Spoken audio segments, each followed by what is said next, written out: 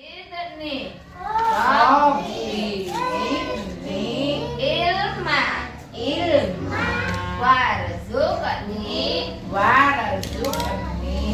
Fahma. Artinya. Ya Allah. Tambahkanlah kepadaku ilmu dan berilah aku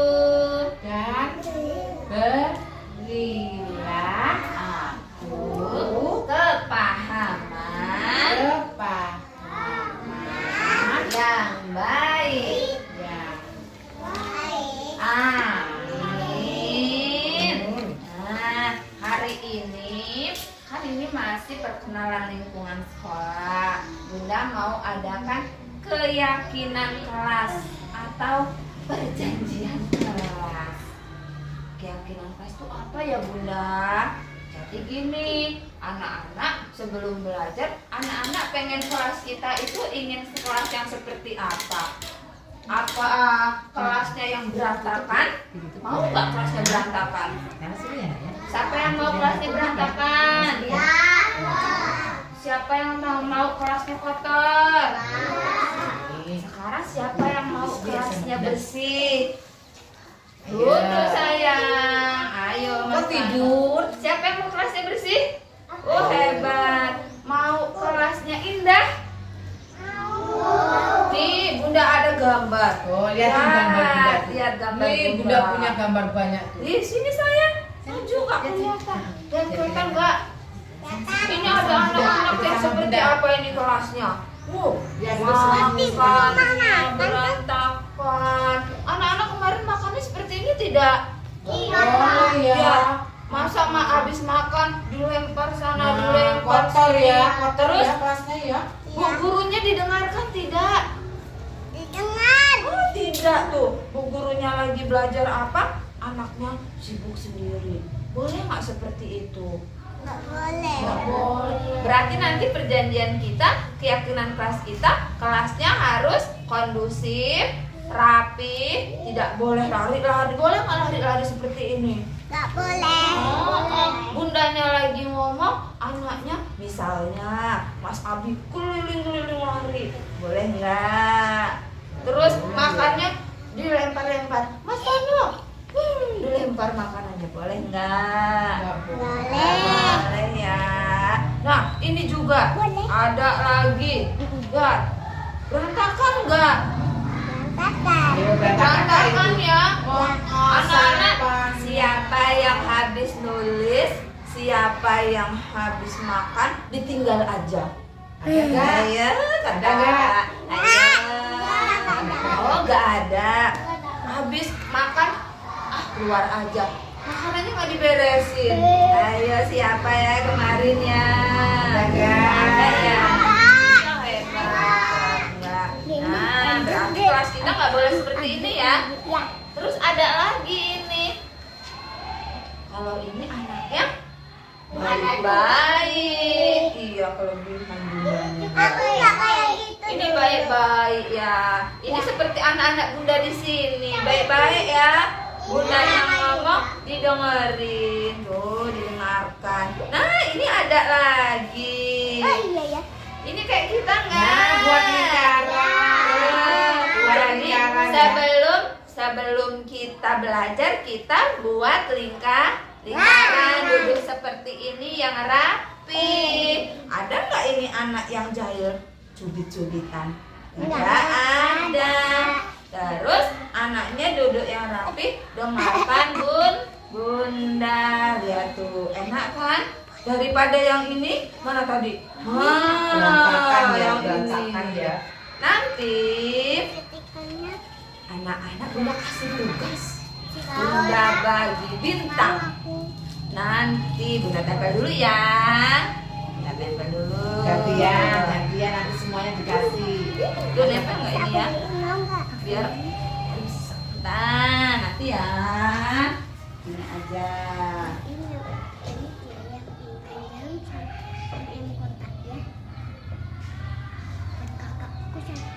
Ini perjanjian kelas kita loh ya, keyakinan kelas kita ya.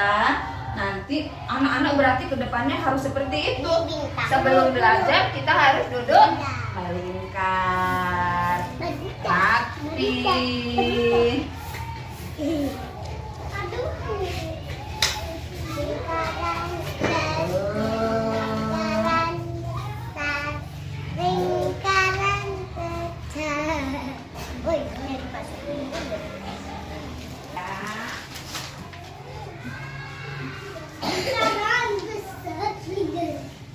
Sekarang duduk rapi, dia mau bagi bintang. Mana dudukmu? Ini duduk. Pintar. Mana rapimu? Ini rapiku. Hebat. Nah, nanti duduk harus yang rapi, tidak berebut seperti gambar tadi. Nanti semuanya kebagian, jangan khawatir. Ya. Ini Bunda panggil satu-satu. Mas Abid berdiri. Mas Abid mau warna apa? Dulu. Mas Abid milih. Mas Abid pengen kelas yang rapi atau berantakan? Nah, berarti Mas Abid tempel bintang. Coba tempel Mas Abid. Tempel di situ. Milih. Nah, Mas Abid pengen kelasnya bagus. Kenzi, duduk sayang. Nih, nanti Bunda kasih. Mas Kenzi mau yang mana warnanya? Biru.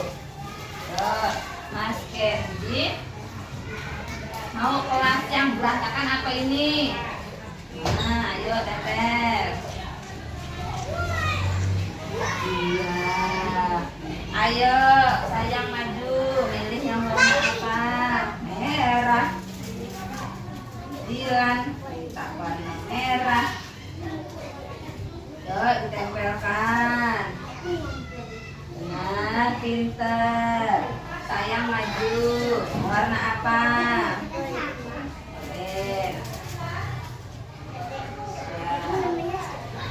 Yuk, ditempel. Siapa yang belum maju? Ya, nanti maju semua. Yang mana? Nanti caranya dibawa pulang.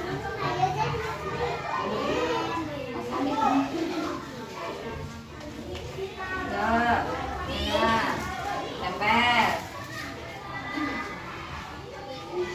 Nah, udah bagi. Maju, Mas Pino. Ayo dekat sini, sini sayang. Sini. Kalau dikasih kemarin bilang apa? Iya, sama-sama. Oh iya, itu ketinggalan ya. Nanti ya. Tempel, ayo. Yang sudah dapat kita tempel. Yang sudah dapat aja, ayo Mbak. Mas Cica. Ayo sayang. Balik semua. Siap. Belum. Mau Bunda foto sih.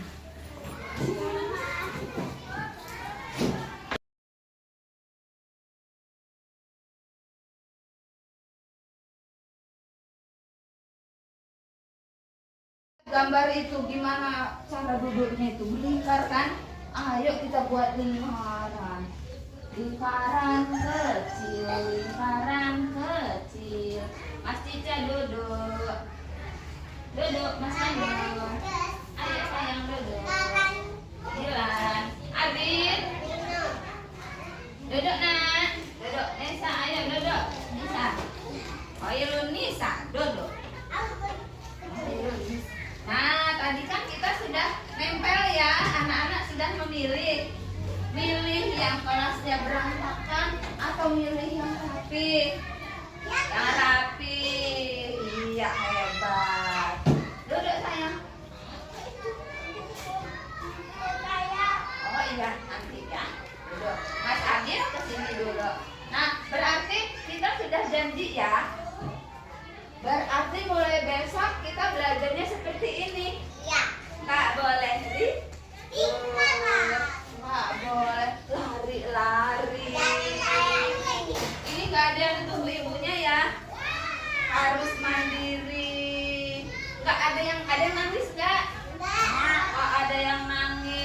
hebat semua.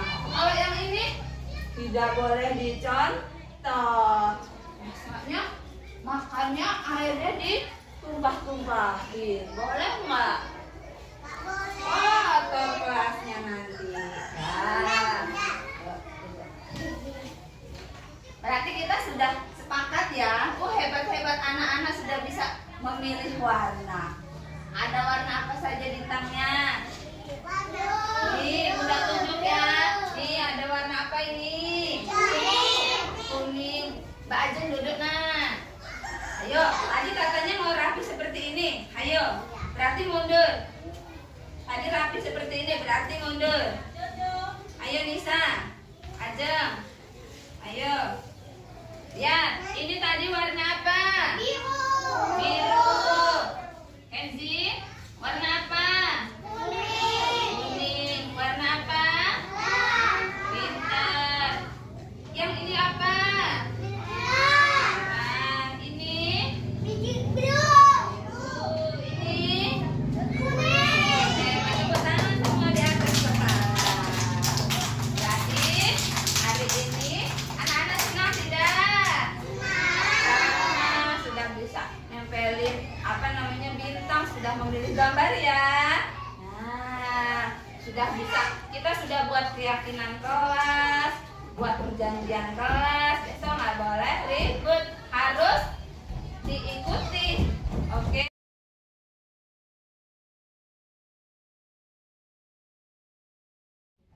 Kepada Nabi Muhammad, yaitu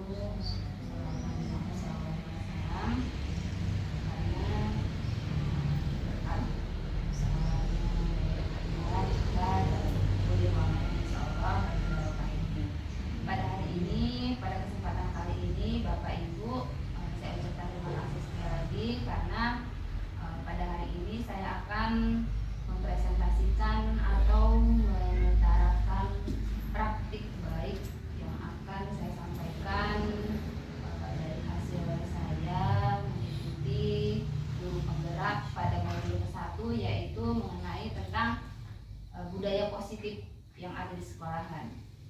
Adapun yang akan kita bahas pada kesempatan kali ini, yang pertama yaitu mengenai disiplin positif, kemudian mengenai teori motivasi, hukuman dan restitusi, dan kebutuhan dasar manusia, yaitu terdiri dari 5 posisi kontrol, dan yang terakhir segitiga restitusi.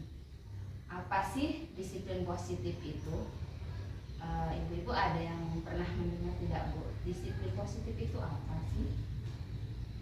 Ada yang tahu?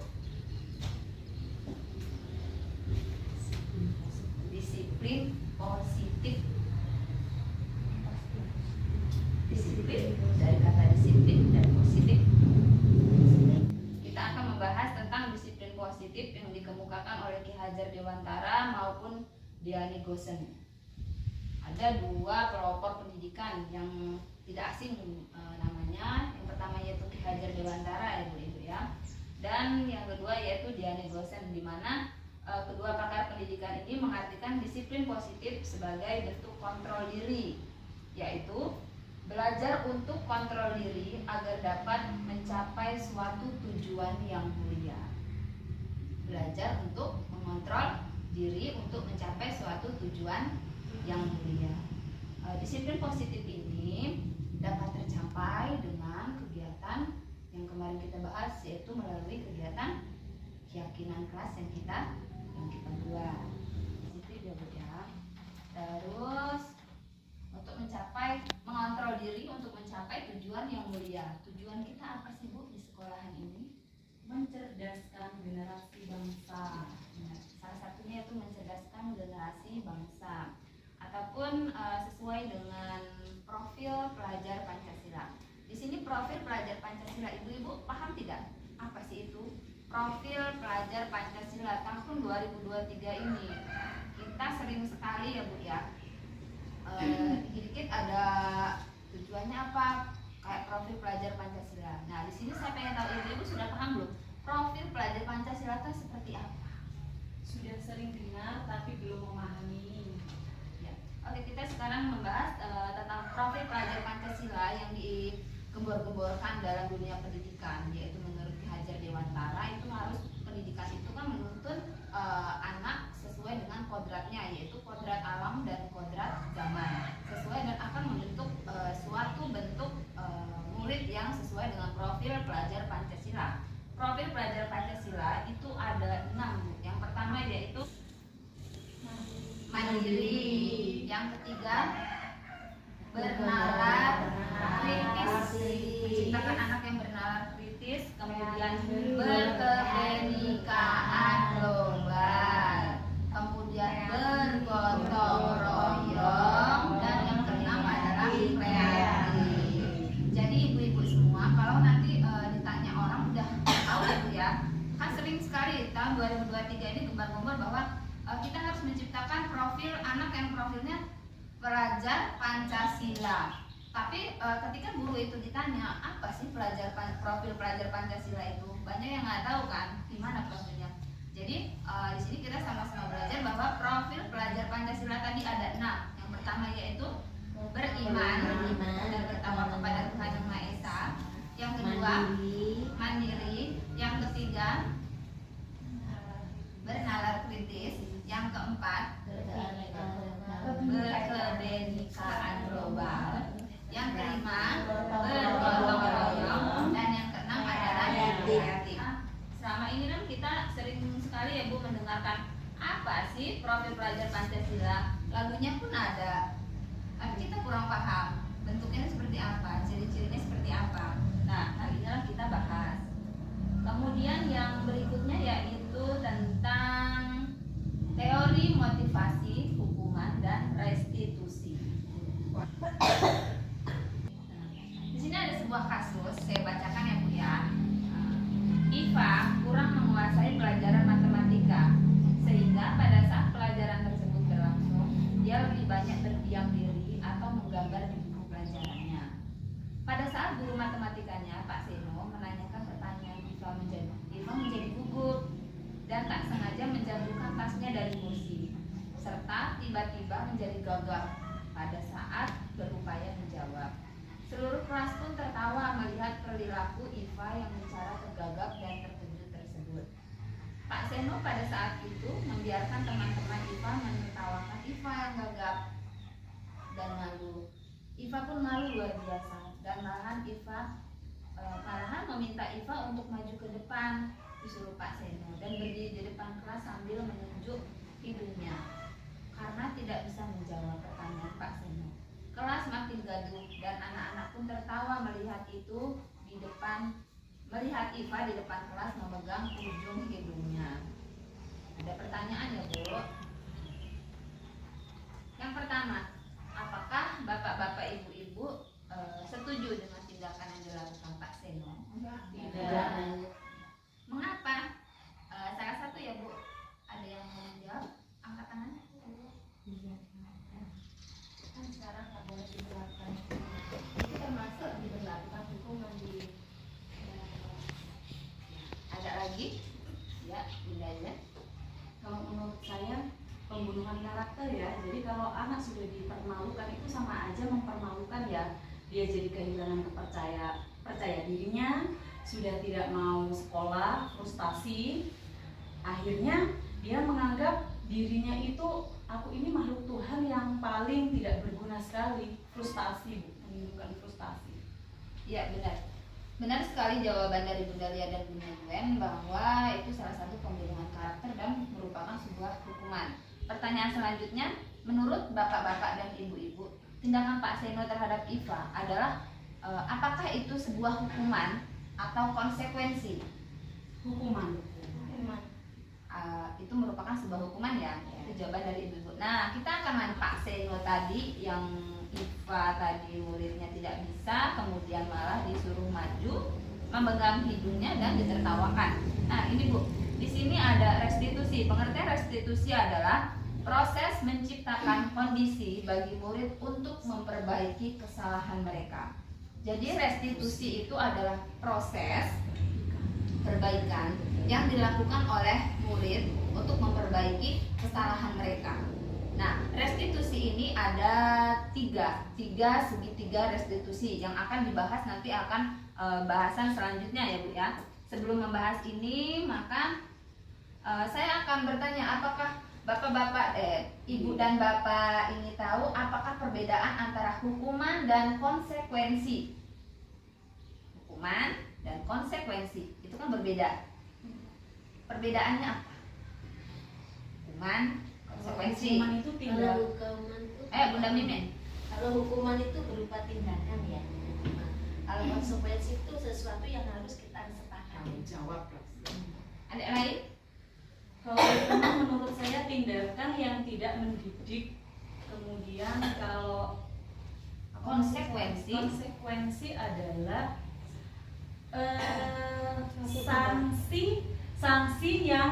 sanksi yang sudah disepakati bersama. Ya, benar. Beda ya Bu ya antara konsekuensi dan hukuman. Kalau hukuman itu bersifatnya satu arah dari pihak guru. Pihak guru yang memberikan dan murid yang menerima suatu hukuman tanpa melalui suatu kesepakatan. Dia hanya satu arah, dari hanya gurunya saja yang memberikan kepada si murid. Sedangkan konsekuensi itu sudah terencana atau sudah disepakati bersama antara si anak dan si murid. Jadi contohnya jika terlambat konsekuensinya apa? Kita buat rencana dulu, kesepakatan dulu antara guru dan murid. Nah, di sini kita akan lanjut ya Bu ya. Sudah paham yang ini ya Bu ya? Bedanya antara hukuman dan konsekuensi. Kalau hukuman itu satu arah yang diberikan oleh satu orang ataupun guru kepada murid. Kalau konsekuensi adalah kesepakatan yang dilakukan bersama untuk menyelesaikan suatu masalah. Nah, di sini ada nih. Nah, ada pertanyaan lagi. Ibu jawab, ini adalah hukuman atau konsekuensi? Mencatat 100 kali di buku kalimat saya tidak akan terlambat lagi karena terlambat di sekolah. Mencatat 100 kali tulisan saya tidak akan terlambat lagi. Itu konsekuensi atau hukuman? Hukuman. Misalnya nih ya, pada kegiatan hari itu adalah jadwalnya olahraga. Ada anak terlambat, dia disuruh lari sebanyak 3 putaran. Itu konsekuensi atau hukuman? Hukuman. Ayo, konsekuensi atau hukuman? Tetap hukuman. Ulangi. Pada hari Senin itu jadwal pelajaran olahraga. Anak itu terlambat, dia suruh lari 3 kali. Itu konsekuensi atau hukuman? Hukuman. Siapa yang bilang konsekuensi? Siapa yang bilang hukuman? Kalau sudah kesepakatan. Ya. Kesepakatan yang guru Ya, tunjuk tangan. Siapa yang hukuman? hukuman. Siapa yang konsekuensi? Ya, jawabnya itu konsekuensi. Karena pelajaran olahraga. Dia konsekuensinya kan lari kan berhubungan dengan olahraga. Kecuali kalau umpamanya terlambat kegiatan olahraga, si anak tersebut disuruh nulis sampai bukunya hal seperti itu. Itu kan ada hal yang mendukung mereka, mendorong hal yang melakukan seperti itu kan. Nah, ini berkaitan dengan itu. Di sini ada namanya kebutuhan dasar manusia. Kita sebagai manusia itu ada kebutuhan dasar yang harus terpenuhi. Apabila salah satu kebutuhan dasar kita ini tidak terpenuhi, nah inilah yang akan terjadi. Kebutuhan dasar manusia itu yang pertama yaitu bertahan hidup. Yang kedua, merasa diterima. Yang ketiga yaitu kebebasan. Yang keempat, kesenangan. Yang kelima yaitu kekuasaan atau power. Nah, anak-anak atau murid itu harus kebutuhan lima dasar ini terpenuhi. Kalau salah satunya tidak terpenuhi, maka mereka akan membuat ulah itu tadi. Misalnya seperti ini bertahan hidup. Kalau bertahan hidup ini, misalnya anak, kalau kita kan guru PAUD ya Bu, anak-anak itu kan biasanya membawa bekal. Ada yang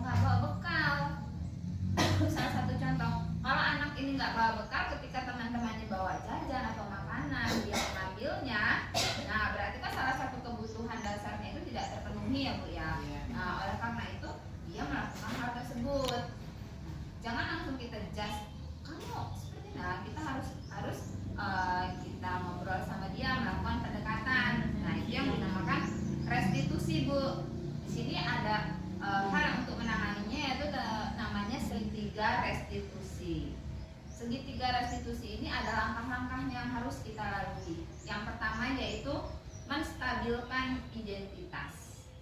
Menstabilkan identitas ini seperti ini Bu, misalnya ada kejadian, kita tanya, nak bener enggak tadi kamu melakukan ini. Yang kedua itu ada validasi tindakan yang salah. Yang ketiga menanyakan keyakinan kelas atau keyakinan sekolah yang kita buat.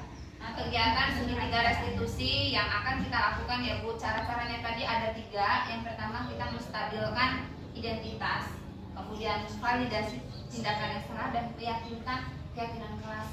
Maju sedikit nggak apa-apa Bu kalau mau lihat lebih. Nah, anak ini melakukan kesalahan. Nah, pertama kita nggak kedengeran suaranya.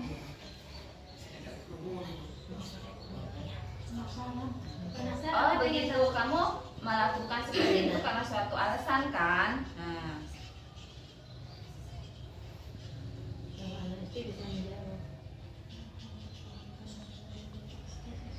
ini validasi tindakan yang salah Bu. Dia menanyakan kepada si Sarah, bener enggak? Tapi anak itu bisa juga pakai kamu.